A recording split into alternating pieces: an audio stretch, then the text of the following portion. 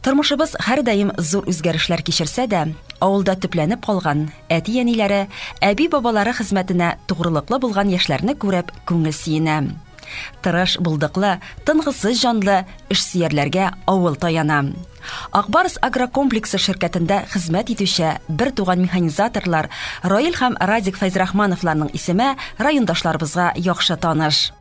Әти-әниләре Рәдиф абый белән Нәзирә апа гомер буе авыл хуҗалыгы өлкәсендә хезмәт куйганнар. Шуңа күрә дә яхшы үрнәктә хезмәт чыныгуы алып үскән егетләр авыл хуҗалыгы юлын сайлыйлар. Бүгенге көндә Раил һәм Радик горур рәвештә әтиләре юлыннан атлыйлар. Аларның уңышлары, башкарган эшләре күпләргә үрнәк булырлык. Әти бик тырыш механизатор инде, мин шуңа ярып йөридер инде, гел кичкенә вакыттан үзе белән ятып ашап итәдер инде.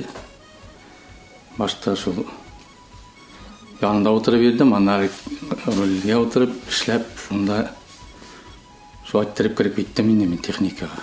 Әтидән үрнәк алып, белмәгән әйберләрне сорап, ничек ремонтларга, нишләтергә, шулай танышып. Радик Фәйзрахманов бүгенге көндә агрокомплексның алыштыргысыз тәҗрибәле, үз эшенең остасы булган механизатор.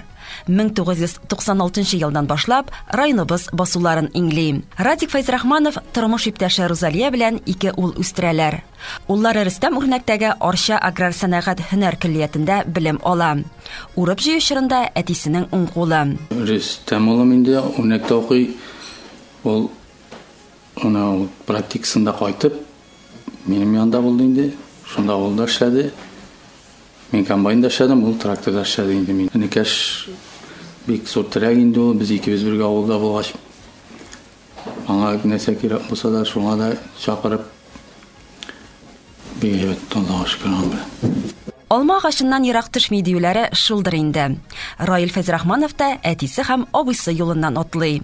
Яшь булуына да карамастан, үз исемен республика күләм бәйгеләрдә дә танытырга өлгергән ул. Минем теге шәһәргә китү дигән уй булмады. Бөтенләй теге андый уй булмады. Шушында авылда үзебезнең абыйлар шикелле, әтиләр шикелле булгасы килде инде кичкенәдән. Аллаһка шөкер районнан да, үзебезнең хуҗалыктан да макталуны инде эшләсәң, эшләгәнне күрә беләләр. Тормышта ныклы тылың булганда гына хезмәттә дә югары уңышларга ирешергә мөмкин.